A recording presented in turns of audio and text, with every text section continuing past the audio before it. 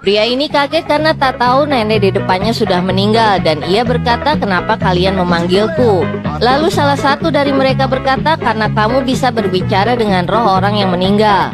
Dan kepala desa menambahkan, "Ibuku sangat pelit. Ia menyembunyikan semua emas leluhur kami.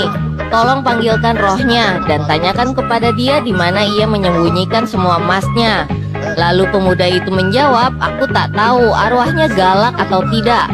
Dalam hati pria ini tahu bahwa selama ini ia hanya berpura-pura bisa melihat dan berbicara dengan hantu. Dan salah seorang dari mereka berkata, "Pemuda ini benar, kalau arwah nenek melihat kita, mungkin arwah nenek tidak akan memberitahukan kita." Lalu mereka pun keluar dan menutup pintu. Ternyata di luar istri sang dukun curiga dengan kemampuan pria itu dan bersiap ingin menakutinya. Saat di dalam terdengar suara monyet kecil sedang tertawa terus-menerus. Si pria pun ketakutan karena suara monyet tersebut berasal dari jasad si nenek yang sudah meninggal. Kemudian ia pun memohon dan berlutut, tapi kemudian ia melihat boneka monyet berada di bawah kursi goyang sang nenek. Lalu pria itu pun mengambilnya. Sadar ia telah dikerjai oleh seseorang di sana, ia pun emosi dan melempar monyet tersebut. Tapi kemudian hal tak terduga pun terjadi.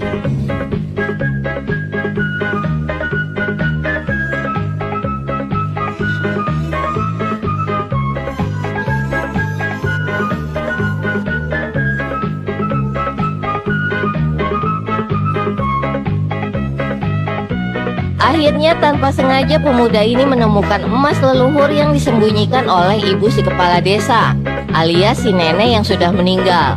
Kemudian ia pun tersenyum.